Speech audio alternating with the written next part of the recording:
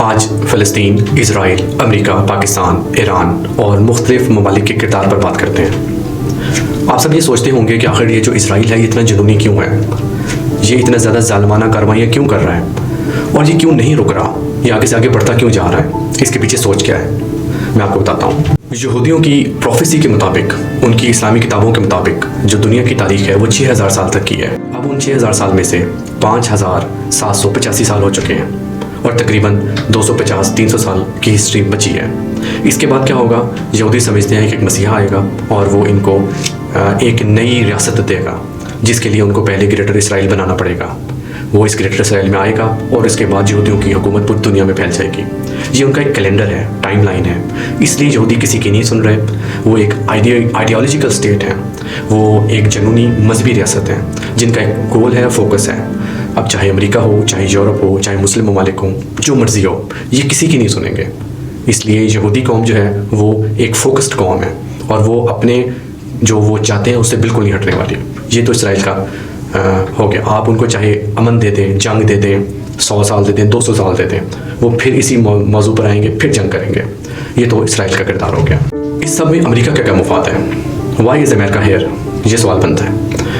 America का मसला ये है कि अमेरिका की जो मैशियत है वो इस मिडल ईस्ट से चलती है और अगर वो इस मिडल ईस्ट से निकल गया तो वो समझ लेंगे उसकी इकॉनमी बैठ जाएगी। उसको अपनी एक ग्रिप चाहिए इस मिडल ईस्ट के अंदर। इसलिए वो इराक में गया, इसलिए वो सीरिया में गया, इसलिए आपने मुख्तलिफ मराहिल में सऊदी अरब में गया, हर जगह गया वो। उसके साथ क्या हो रहा है कि वो ये देख रहा है कि इसराइल जो कि एक आइडियोलॉजिकल स्टेट है वो किसी की नहीं सुन रहा और वो आगे से आगे बढ़ता जा रहा है और इस हद तक बढ़ गया है कि जो पार्टनर्स हैं, ये जिस तरह सऊदी अरब हो गया, कतर हो गया, यूएस के जो पार्टनर्स हैं, इनके खिलाफ भी कार्रवाई शुरू कर गया है। तो एट लास्ट यूएस को पता है कि अगर ज़्यादा रिवोल्ट हो गया तो ये सिस्टम ख़त्म हो जाएगा, कुछ ना कुछ चेंज ज़रूर आएगी। तो वो ये चेंज रोकना चाहता है किसी तरीके से। अब मसला ये नहीं है कि अमेरिका एक्चुअली ये कत्लेआम चाहता है। अमेरिका जैसे चाहता है कि उधर उसकी ग्रिप रहे, उसका होल्ड रहे, उधर उसका जो फ्रंट मैन है, जो उसका बुली है, जो उसका एक थानेदार है इसराइल, वो इस जगह पे रहे। अब जो थानेदार है उसके अपने ज़ाइम है, तो अमेरिका उसको बात कर रोकता है कि देखो इतनी ज़्यादा थानेदारी ना करो कि जो ये लोग जो हैं ये बागी हो जाएं और ये दूसरे लोगों की तरफ देखना शुरू करते हैं। पाकिस्तान और सऊदी अरब का माहिदा आपने उसकी एक मिसाल सामने देखा है। इसलिए अमेरिका बज़ाहिर ये जुल्म नहीं चाहता, वो इस इलाके को डिस्टेबलाइज नहीं करना चाहता, लेकिन जो इसराइली सोच है वो कभी भी नहीं रुकेगी। वो हर और इस अमेरिका को उसके डिफेंस में आना ही आना पड़ेगा। सो ये आपको समझ आइए कि अमेरिका यहाँ क्या कर रहा है। आइए बात कर लेते हैं कुछ मुस्लिम ममालिक की। ईरान मुख्तलिफ इलाकों के अंदर प्रॉक्सी जंग करता रहा है, वो आपके सामने है। लेकिन इसराइल ने बतदरीज ये तमाम प्रॉक्सीज जो हैं तो लेबनान में थी, सीरिया में थी, यमन में थी, हमास थी, इसको ख़त्म करके आखिरकार ईरान पर हमलावर हो गया। अब समझ लें कि ईरान एक पैरालाइज्ड कंट्री हो चुका है इस वक्त। कैपिचुलेट कर दिया गया ईरान को। ईरान अभी इसराइल के ऊपर हमला नहीं कर सकता और उसकी जो पावर है वो काफ़ी हद तक कमज़ोर कर दी गई है। तो इसराइल जो ईरान है वो इस वक्त कॉर्नर्ड है और अभी बढ़ के कुछ नहीं कर सकता, ये इसराइल को पता है। हमारे पास आता है तुर्की जिसे कहते हैं। तुर्की की एक फ़ौज ताकतवर फ़ौज है, उनके पास बहुत बड़ा एक नेवल फ्लीट है और एक प्रोफेशनल फ़ौज है। लेकिन तुर्की का मसला ये है कि उसके ऊपर तकरीबन 100 साल तक यूरोप का कब्जा रहा था, अतातुर्क के ज़रिए, आपको पता है। तो उनकी फ़ौज में लिबरल एलिमेंट बहुत ज़्यादा है और अगर कल को जंग की तरफ बुलाया जाता है तो कोई पता नहीं है कि फ़ौज ही बगावत कर जाए बीच में से। तो तैयब अर्दगान है, उसने होल्ड किया हुआ है ऊपर, लेकिन वो होल्ड श्योर नहीं है कि क्या फ़ौज वाकई निकल कर इसराइल या यूरोप के ख़िलाफ़ जाएगी या उसका कुछ हिस्सा बीच में से मुखबरी करेगा, जासूसी करेगा, क्योंकि आपको पता है मोसाद का नेटवर्क बहुत स्ट्रॉन्ग है। ये तुर्की का एलिमेंट। इसके बाद जो अरब ममालिक हैं जिसमें इजिप्ट आता है, सीरिया, इराक, जॉर्डन, ट्यूनीसिया, ये जितने ममालिक हैं वो यूज़लेस हैं, वो कुछ नहीं कर सकते। वो 1967 की जो वॉर थी उसमें भी हार गए थे, वो अब भी हार जाएंगे। They have no power. So उनका होना ना होना वो एक बराबर है। वो तमाम मिलकर भी इसराइल पे हमला करेंगे, फिर भी हार जाएंगे। इसके बाद जो इंडोनेशिया है उसने 20,000 फ़ौज का ऐलान किया है, लेकिन उसका कोई ख़ास मायने नहीं रखता क्योंकि इंडोनेशिया एक तो बहुत दूर है, दूसरी बात है उसकी कोई मिलिट्री पावर नहीं है, सो उसकी कोई एयरफोर्स नहीं है, सो वो भी नॉकआउट हो जाता है। अब हमारे पास बचता है पाकिस्तान एक एटमी ताकत है, कैपेबल है और कर सकता है, लेकिन पाकिस्तान की कुछ लिमिटेशंस हैं। पाकिस्तान एक सुपर पावर नहीं है। पाकिस्तान का अलमिया यह है कि इसके साथ एक बहुत बड़ी ताकत मौजूद है जिसको मीडिया कहते हैं। हम चाहे लाख कह देंगे इंडिया को, हम ये कर देंगे वो कर देंगे, लेकिन उसकी 14 से 15 लाख फ़ौज हमारे ऊपर एक मुसलसल थ्रेट है और एक बहुत बड़ा जाइंट है जिसको हम फेस करते हैं। एक तो ये बात हो गई। दूसरी बात यह है कि इसराइल हमसे बहुत दूर है। हम तकरीबन 3500 किलोमीटर उससे दूर हैं और हम बिल्कुल अफ़गानिस्तान और ईरान हमें मिडल ईस्ट से काट देता है। और हम कभी भी इस पॉलिसी, मिडल ईस्ट की पॉलिसीज़, इनका हिस्सा नहीं रहे। ना हमें कभी फ़लस्तीनियों ने पूछा है, ना कभी हमें Iraq, Syria, Iran, Saudi Arabia, इन तमाम ममालिक ने कभी हमें पूछा है, क्योंकि हम बहुत दूर हैं एक्चुअली। क्या पाकिस्तान इसराइल को रोक सकता है? हाँ, रोक सकता है, लेकिन वो फिर आखिरी जंग ही होगी, क्योंकि आपको पता है कि इसराइल हमारे आखिरी मिसाइल्स की रेंज में है और वो तमाम तकरीबन मिसाइल मार गिरा सकता है हमारे, एक्सेप्ट कुछ मिसाइल जो कि हमने चाइना से लिए हैं, जो ग्लाइड व्हीकल्स हैं, जो अभी तक डिक्लेयर नहीं किए गए। लेकिन मसला यही है कि सादा मिसाइल मारेंगे, एक कनाल एक खेत ख़राब हो जाएगा। अगर उसमें एटम बम डालेंगे तो यकीनन एटमी मिसाइल को आप इंटरसेप्ट भी नहीं कर सकते।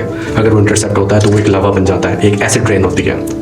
लेकिन बात वही है कि अगर इसराइल पे हमला करेंगे, तबाह करेंगे, सारा मिडल ईस्ट जाएगा, पाकिस्तान भी जाएगा और it is a very chaotic scene. इसलिए पाकिस्तान के पास ऑप्शन ये है कि वो करीब जाता रहे इसराइल के, जैसे सऊदी अरब के अंदर फुट होल्ड किया है, क्योंकि हमारे जेट्स इसराइल तक नहीं जा सकते, इसराइल के भी यहाँ नहीं आ सकते, हम बहुत दूर हैं उनसे।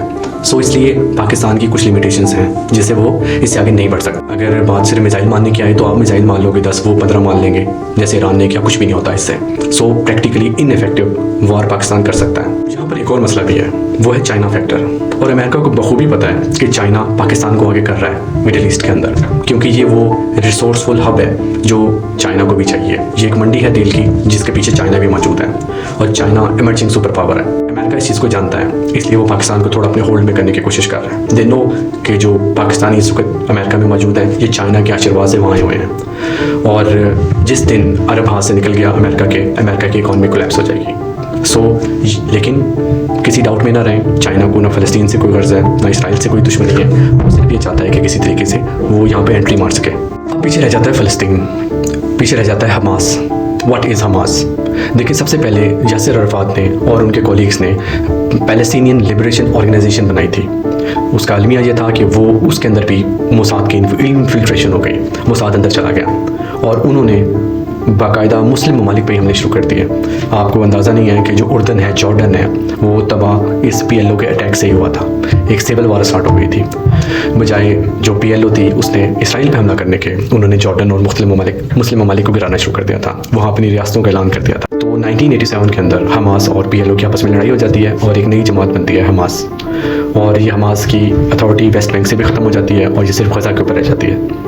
आप ये समझ लें कि एक मिनी तालिबान वर्जन है जो कि इस वक्त गज़ा पे रूल कर रहा है। आप उनसे निगोशिएट कर रहे हैं, आप उनको समझा रहे हैं। अब हमास का अलमिया देखते हैं। आप में से कुछ लोग जो ये समझते हैं कि 7 अक्टूबर का जो इसराइल पे हमला हुआ था उसका इल्म इसराइल को नहीं था, तो ये आपकी बहुत बड़ी बेवकूफ़ी है। इसराइल, जिसको ईरान के साइंटिस्ट के दरवाज़ों का भी पता था, ये कैसे हो सकता है कि साथ दीवार के पीछे ग्लाइडर्स बनाए जा रहे हो, छोटे हवाई जहाज़ बनाए जा रहे हो, मशीन गन इकट्ठी की जा रही हो और उसके बाद एक हमला हो जाता है। तो मेरा ज़ाती जहाँ तक ख्याल है और जहाँ तक मैं देख चुका हूँ कि इसके अंदर भी मोसाद का हाथ था। आप इमेजिन करें कि जो इनके जो पेजर्स थे, जो फ़ोन थे, वो जो ब्लास्ट हुए थे वो सारे मोसाद के पास थे। तो हाउ इट इज़ पॉसिबल कि मोसाद को इस चीज़ का पता ना हो। और सेकेंडली जो बात है, जो अमन मुआहदे की बात कर रहे हैं, इसके अंदर एक शेक है कि जो हमास है वो अपने तमाम हथियार दे देगी। मेरा सवाल ये है कि हमास के हथियार हैं किधर? हमास लड़ती कहाँ है? आपने कभी हमास को लड़ते देखा है? ये एक सिर्फ फेस की जमात रह गई है, या जो भी आप इसको ग्रुप कह लें। आपने 12 दिन इसराइल की जंग और ईरान की जंग में देख लिया कि आपको कहीं पर हमास नज़र नहीं आई, हमास की तरफ से एक अटैक नहीं हुआ। आपने यमन की तरफ से देख लिया, यमन की तरफ से एक अटैक नहीं हुआ। यमनी क्या करते हैं, हर हफ्ते एक मिसाइल मार देते हैं और वो इसराइल को जवाब फराहम कर देते हैं। और हमास का इशू ये है कि हमास के पास जो प्रिजनर्स हैं, अब बंदा पूछे आपने प्रिजनर्स क्यों रखे हुए हैं, या तो उससे इसराइल रुक रहा है, फिर तो हम आपकी बात मानते हैं कि इसराइल रुक गया, या आपकी लड़ाई से आपके काउंटर ऑफेंसिव का उन पर असर पड़ रहा है, फिर तो चलिए आप करें। लेकिन अगर आपने उनको, और ऐसी कौन सा चप्पा है फ़लस्तीन का, गज़ा का, जो इस वक्त इसराइल की नज़र में नहीं है, तो ये कैदी कहाँ छुपाए हुए हैं? क्या इसके पीछे भी कोई कहानी है कि आप कैदी बनाए रखो और इसराइल को एक जवाब फराहम करते रहो? आज भी 100 फ़लस्तीनी शहीद किए गए हैं, खून, ज़मीन तो खून से रंग गई है। क्या ये जंग जारी रखना ज़रूरी भी है? मैं आपको आता हूँ सोल्यूशन की तरफ कि क्या हो सकता है और क्या करना चाहिए। साफ सी बात है, किसी भी इस्लामी मुल्क के अंदर इतनी ताकत नहीं है कि वो इसराइल को रोक सके। इसराइल मीन्स अमेरिका को रोक सके। जब आपके पास ताकत नहीं है तो हमारे पास 3 सोल्यूशंस रह जाते हैं।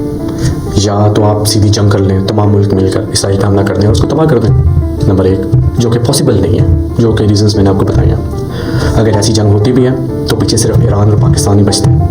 ईरान पहले कोलैप्स कर गया, पाकिस्तान की बारी है।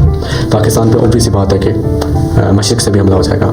So it is very difficult. इसके बाद हमारे पास ऑप्शन आता है कि ये जो अमन मुआहिदा है जिसमें ये बात की गई है कि विड्रॉल हो जाएगा, हमास को आर्म से हटा दिया जाएगा, इसको माना जा सकता है। इसके अंदर ये शक नहीं है कि इसको तस्लीम किया जाएगा, और अब्राहम अकॉर्ड्स ये चीज़ नहीं है, इसमें शामिल नहीं है, ये हम सबको पता है। तो क्या कुछ टाइम लेकर 2-3 साल लेकर जिसमें एक पैलेस्टीनियन अथॉरिटी बन जाए, कोई बात नहीं, कॉम्प्रोमाइज़ किया जा सकता है, गज़ा को बचाया जा सकता है, गज़ा के लोगों को बचाया जा सकता है। 2 स्टेट फिर बन जाएंगी, 5 साल बाद बन जाएंगी।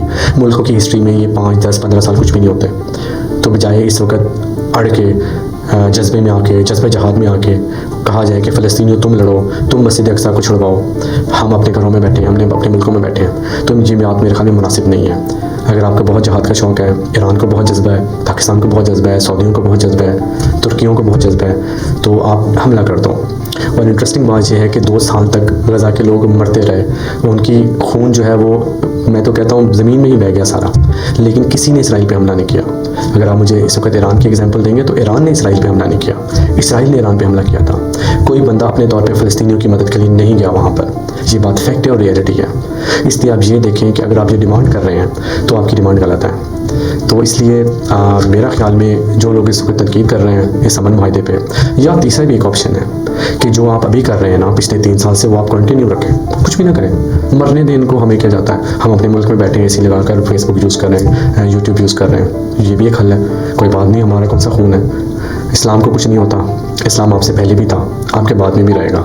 ये मस्जिद अक्सा 1000-15 साल से है, 1500 साल से है, ये आगे भी 10, 15, 20 हज़ार साल रहेगी। तो आप जज्बे को थोड़ा कम करें, ज़रा अक्ल से सोचें, उन लोगों का सोचें जो इस वक्त जल रहे हैं, जिनके ख़ानदान का एक बंदा भी मौजूद ज़िंदा नहीं है, और किसी का हाथ नहीं है, किसी की आँख नहीं है, किसी बच्चे की आंतें खेतों में बिखरी हुई हैं, तो कोई मिली नीरा पिघल गया है, कोई भूख से मर गया है, किसी घटिया निकली हुई हैं। तो ये बात सियासत करने का नहीं है। कोई भी पाकिस्तान की गवर्नमेंट हो, गज़ा को बचाना चाहिए, और मानक उस सूरत में चाहिए जब जेरूसलम कैपिटल होगा, और मुझे यकीन है कि ऐसा नहीं हो सकता।